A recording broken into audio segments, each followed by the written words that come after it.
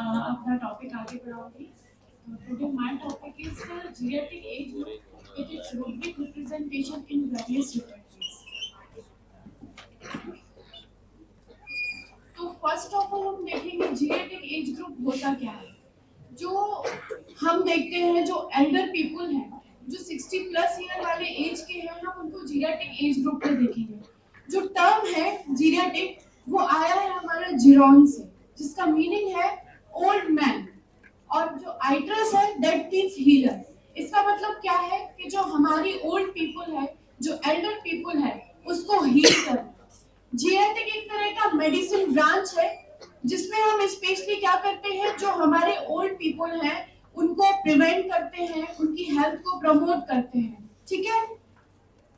Next अगर हम देखें अकॉर्डिंग टू WHO, तो जीरियाट्रिक एज ग्रुप को उन्होंने 3 स्टेजेस में डिवाइड किया है। फर्स्ट है हमारी एल्डरली जो कि 60 टू 75 ईयर एज है, सेकंड है 76 टू 90 ईयर एज, और थर्ड है 92 plus year as.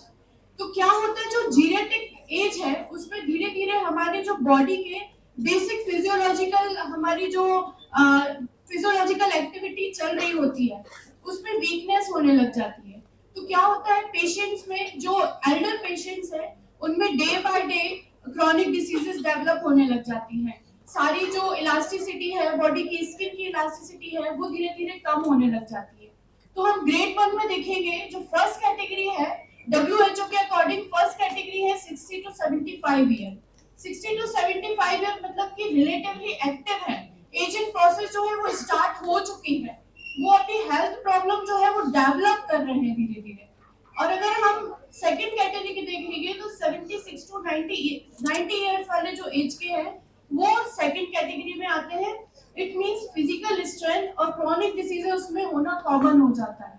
Day by day क्या होता है कि वो क्रॉनिक डिसीजेस डेवलप करने लग जाते हैं।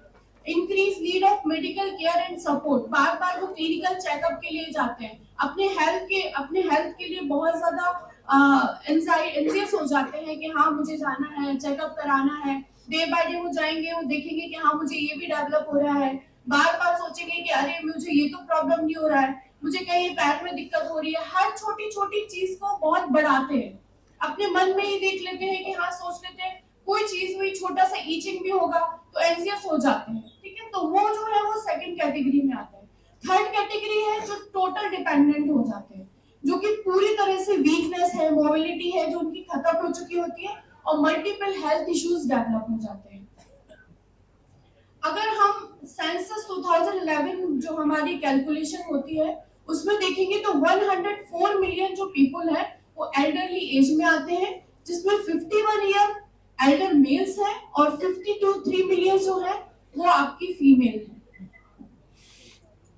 नेक्स्ट है, अगर हम special attention, need of special attention in geriatric age group, सबसे फर्स्ट क्या है, रिड्यूस इम्यूनिटी। तो क्या होता है कि डे बाय डे उनकी इम्यूनिटी वीक होने लग जाती है। ठीक है, वो प्रोन हो जाते हैं इन्फेक्शन के लिए, इलनेस के लिए, तो उनको क्या नीड स्पेशल अटेंशन की जरूरत होती है। ठीक है, वो उनको चाहिए कि हाँ अगर आप घर में हैं तो आप उनको देखिए कि कोई दिक्कत तो नहीं हो रही है। अगर आप बैठे रहेंगे तो वो कोशिश करते हैं कि कोई हमें आकर के पूछे कि आप ठीक तो हैं। कभी आप कहीं जाते हो, किसी फ्रेंड्स के घर में जाते हो, अगर कोई एजेड पीपल है तो आप वहां जाकर के बोलोगे कि हाँ, अगर आप नहीं पूछोगे तो जो एजेड पेशेंट होते हैं वो आकर के अपने दोस्तों आसपास लोगों से पूछने लग जाएंगे कि अरे कौन आया है घर में, क्या है, कितने बजे आया है। तो उनको हर चीज के लिए अटेंशन चाहिए कि वो आकर के मुझसे बात करें। ठीक है। नेक्स्ट है higher risk of chronic diseases. तो आप जानते हैं कि उनकी जो सफरिंग है डे बाय डे बढ़ रही है, डायबिटीज होने लग जाती है, हाइपरटेंशन होने लगता है, क्योंकि स्ट्रेस की वजह से वो कंटिन्यूअसली सोचते रहते हैं हायर रिस्क कि उसको क्रॉनिक डिसीजेस तो नहीं डेवलप हो जाएगी, नई डिसीजेस तो डेवलप नहीं हो जाएगी, उनके दिमाग में कंटिन्यू चलता रहता है। तो मेडिकल चेकअप बार बार जाना उनका कंटिन्यू रहता है।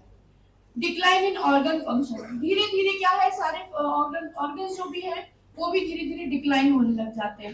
हार्ट कम काम करना कर देता है, जितने भी वेसल्स हैं उनकी इलास्टिसिटी कम हो जाती है, किडनी, लंग, लिवर धीरे धीरे जो अपना काम है वो कम करना चालू कर देते हैं।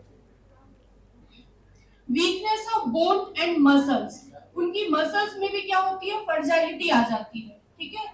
फॉल जो है, फ्रैक्चर्स के रिस्क बढ़ जाते हैं, बार बार गिरने लग जाते हैं, तो उनको क्या है, उनको हर चीज के लिए आपको देखना पड़ेगा, ठीक है, उनको अटेंशन देना पड़ेगा। आप जाओगे तो कोई भी अगर आपके घर में देखोगे, आप ओल्ड एज के पेशेंट हैं, तो उनको यही होगा कि आप उनको पकड़ के उठाएं, क्यों, क्योंकि उनकी बोन बहुत वीक हो जाती है, फ्रैजाइलिटी डेवलप हो जाती है, इसीलिए उनको अटेंशन यहाँ इस लेवल पे भी चाहिए। मेंटल एंड इमोशनल प्रॉब्लम्स, उनकी मेमोरी लॉस होने लग जाती है, वो ये चाहते हैं कि मैं अकेला ना रहूं, मेरे साथ 4 लोग खड़े रहें, क्योंकि उनको आदत रही है, वो जो अपनी जॉब में थे तो उनको समाज में बैठने की आदत है, जो बूढ़े पुराने आपने देखे होंगे घर में, वो ज्यादातर आप जाते हो तो किसी समाजकर्ता बन जाते हैं, या तो किसी उसमें चले जाते हैं कि हाँ चलो हम सेवा भाव करने चले जाए, क्योंकि उनको उनको आदत है एक उसमें एनवायरनमेंट में रहने की, और अगर वो उनको नहीं मिलता है तो वो क्या होता है, डिप्रेशन में चले जाएंगे, उनको लोनलीनेस हो जाएगी, लॉस ऑफ मेमोरी होने लग जाएगा। सेंसिटिविटी टू मेडिसिन, हर बॉडी अपने अपने अकॉर्डिंग रिएक्ट करती है। अभी डॉक्टर महान ने बताया कि हर पेशेंट इंडिविजुअल होता है, तो जैसे कि हमारी अगर हम एल्डर एज में देखेंगे तो उनकी सेंसिटिविटी बढ़ जाती है, उनकी सेंसिटिविटी हर मेडिसिन के प्रति बढ़ जाती है, उनकी जरूरी नहीं है कि हर मेडिसिन उनके उनके प्रति अच्छा एक्ट करे, उनकी मेडिसिन ओवर रिएक्ट भी कर सकता है, तो इसीलिए वो क्या करते हैं, मेडिसिन से दूर भागने लग जाते हैं, तो हमें उस पर भी उनको अटेंशन देना जरूरी है। न्यूट्रिशनल डेफिशिएंसी, उनको उनके दांत वीक हो जाएंगे, डाइजेशन प्रॉपर नहीं होगा, लॉस ऑफ एपेटाइट होने लग जाएगा, तो ऑब्वियस बात है कि न्यूट्रिशन की डेफिशिएंसी रहेगी उनको, ठीक है। तो ये सारे पॉइंट्स में आपको एल्डर जो आपकी जीनेटिक एज ग्रुप के पेशेंट है, आपको आपको उनको स्पेशल अटेंशन देने की जरूरत है। Role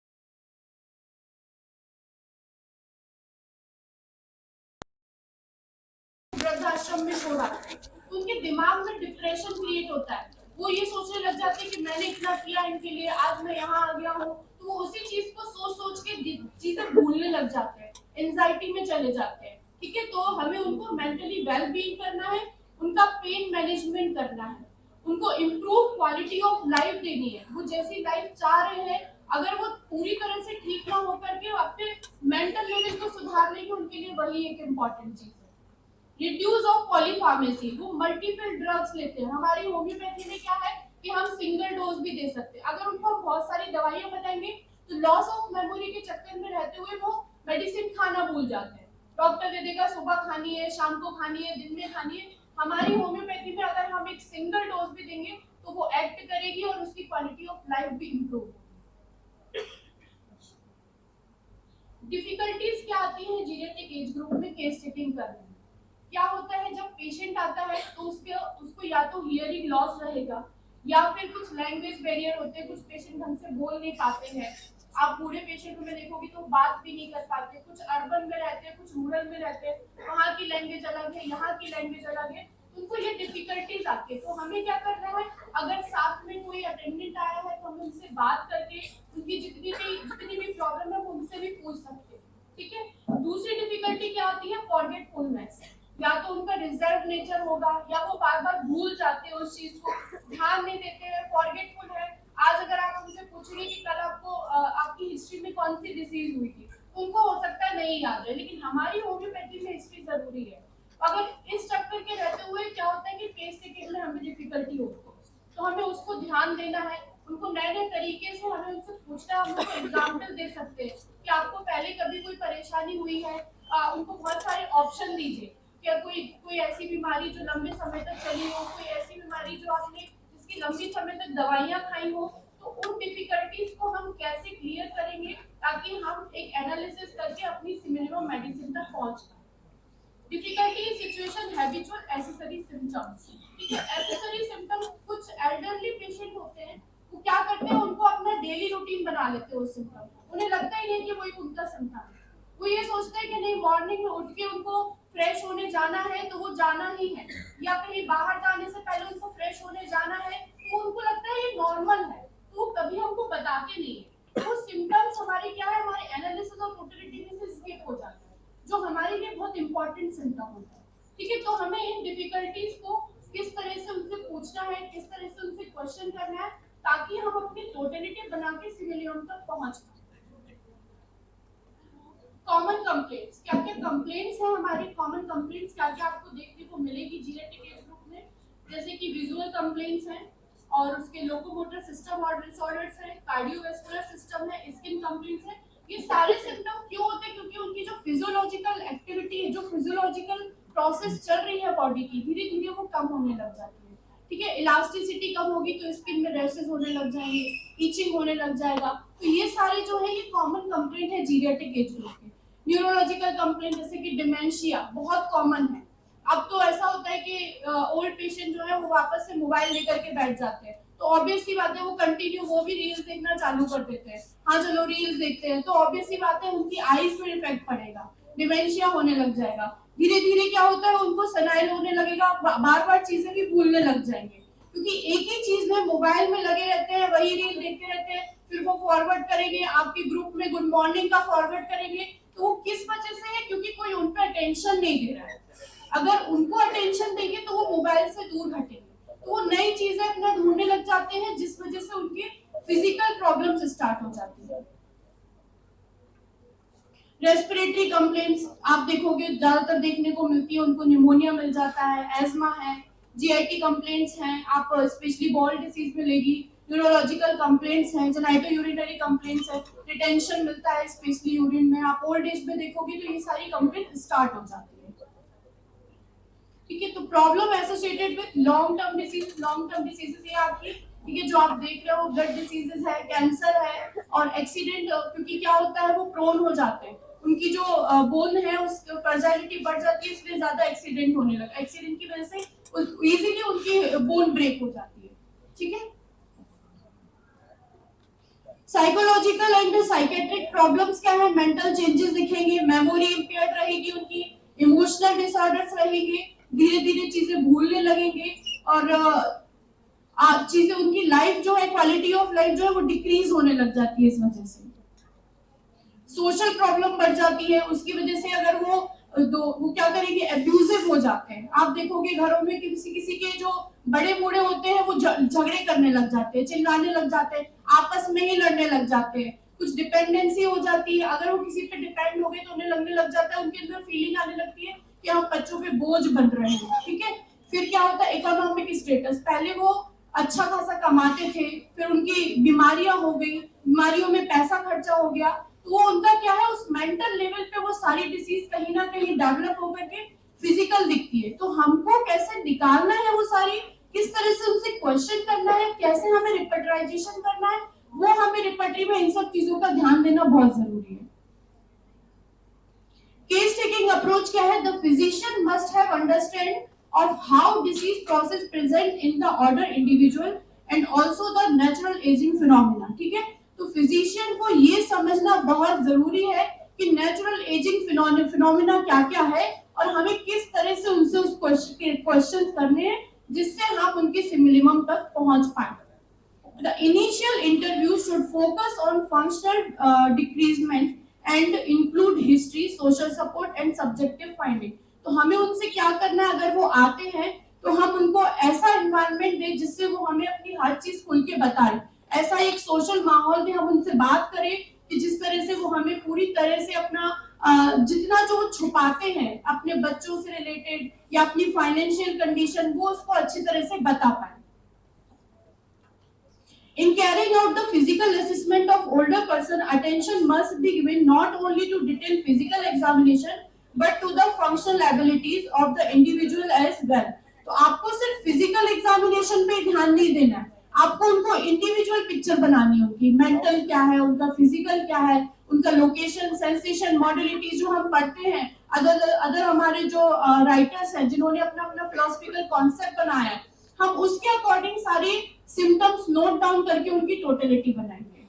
for instance, can an elderly individual walk safely with और विदाउट अ वॉकर और कैन स्टिक। हम क्या करते हैं, हमारी केस टेकिंग कहाँ से स्टार्ट हो जाती है, पेशेंट जब गेट से एंटर करता है तो हमारी केस टेकिंग वहीं से स्टार्ट हो जाती है। तो हमें एक एक चीज नोट करनी है कि पेशेंट का गेट क्या है, कैसे चल के आ रहा है, वो स्टिक के साथ चल रहा है या नॉर्मल चल के आ रहा है, या पैर में कोई प्रॉब्लम है, हाथ में कोई प्रॉब्लम है। केस टेकिंग हमारी वहीं से स्टार्ट हो जाएगी और आपको उन सब चीजों को नोट डाउन करना है।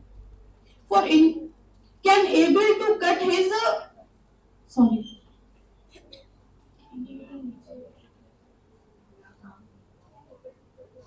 Can able to cut his head for or able to die. तो आपको ये सब नोट करना है कि वो प्रॉपर तरह से च्यू कर पा रहा है कि नहीं कर पा रहा है, फोन उठा करके अपना नंबर डायल करता है कि नहीं कर पा रहा है, ताकि हमें पता चले, एक एक उसकी चीज नोट डाउन करनी है। क्यों? क्योंकि हमारी सिमिलिमम तक हम तभी पहुंचेंगे जब हर चीज हम नोट डाउन करेंगे, प्रॉपर केस टेकिंग करेंगे, प्रॉपर एनालिसिस करेंगे। Role of repertory in geriatric case analysis, convert symptom into rubric, help systemic analysis of symptom, useful in complex chronic diseases, guided the selection of appropriate rubric in repertory, organize symptom, जो मैं आपको पहले बता करके आई हूँ कि हम अगर पेशेंट के हर एक सिम्टम लेंगे, उनके कैरेक्टरिस्टिक सिम्टम, उनके अनकॉमन पिक्यूलियर सिम्टम, उनके मॉडलिटीज, अगर हम एक एक नोट डाउन करेंगे तो हम उस सिमिलिमम तक पहुंच पाएंगे। सिलेक्शन ऑफ करेक्ट रेमेडी, उसमें भी हेल्प करती है हमारी रिपर्टरी। प्रेजुडाइज नहीं रहेंगे, हम बहुत सारी मेडिसिन, अदर मेडिसिन तक भी हम सोच पाएंगे। इंडिविजुअलाइजेशन ऑफ पेशेंट, पेशेंट को हम हर तरह से इमोशनल, मेंटली, उसके बाद फिजिकली हर तरह से इंडिविजुअलाइजेशन करेंगे। नैरोइंग डाउन द रेमेडी, तो रिपर्टिंग हमारी जो है मान लो एक रूब्रिक में अगर 100 या 200 मेडिसिन है, हम रिपर्टराइज करके हमारे पास टॉप 5 रेमेडीज होती है, तो हमें क्या करता है, इंडिविजुअलाइजेशन में भी हेल्प करेगा। Narrowing down the many remedy, giving importance of rare or peculiar symptom, हम टोटलिटी बनाएंगे तो हमें समझ में आएगा कि क्या उसके अनकॉमन सिम्टम है, क्या पिक्यूलियर सिम्टम है। तो ये तब पता चलेगा जब हम प्रॉपर केस टेकिंग करेंगे पेशेंट की। ये कुछ रूब्रिक है, जैसे हम देखेंगे सिंथेसिस रिपर्टरी में हमें ओल्ड एज से रिलेटेड क्या क्या रूब्रिक मिलेंगे। हम क्या करते हैं, ये रूब्रिक्स भूल जाते हैं, जैसे माइंड में कंफ्यूजन ऑफ माइंड तो देखेंगे, लेकिन हम ये नहीं देखते कि उसमें ओल्ड एज भी दिया हुआ है पर्टिकुलर। तो हर रूब्रिक में अगर आप हर रिपर्टरी में देखोगे, यहाँ डिफरेंट रिपर्टरीज के मैंने कुछ रूब्रिक्स सिलेक्ट किए हुए हैं, आप देख सकते हो। सिंथेसिस में mind confusion of mind old age, mind slowness people of, mind very of life old age, vertigo old age in. तो ये भी क्या है, वर्टाइगो हम जनरल ले लेते हैं कभी कभी, लेकिन अगर हम वहां जाएंगे सिंथेसिस में तो हमें ओल्ड एज में पर्टिकुलर मिलेगा vertigo. Nose coryza old age में, eye cataract old people in. तो जीरियाटिक एज की अलग से हमें रूब्रिक्स मिलते हैं, रिपर्टरी में मिलेंगे, अलग अलग डिफरेंट रिपर्टरी है। ये सिंथेसिस रिपर्टरी के हैं, सिंथेसिस रिपर्टरी के अदर चैप्टर्स के रूब्रिक हैं, रेक्टम, कफ, एक्सपेक्टोरेशन, चेस्ट। ये आप देखोगे अल्टरनेट विद कॉन्स्टिपेशन, ये हम जनरल रूब्रिक लेते थे पेशेंट का। बट अगर आप देखोगे ओल्ड पीपल इन, जीरियाटिक एज के भी अलग से दिया हुआ है रूब्रिक्स।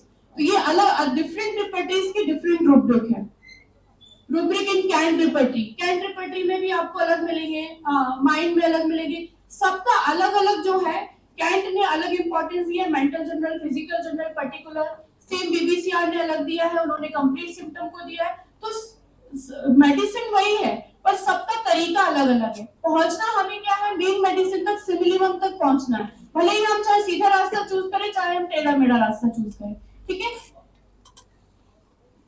ये हमारे बीटीबीबी के रूब्रिक्स हैं, कुछ मैंने ये रूब्रिक्स निकाले हैं। Mind confusion of mind, indifference, timidity, old age elements from मिलेगा, sensorium dullness of senses, respiration, generalities faintness, vertigo aged person. तो ये अलग अलग तरह से अलग अलग रूब्रिक आपको दिखाई देते उसमें।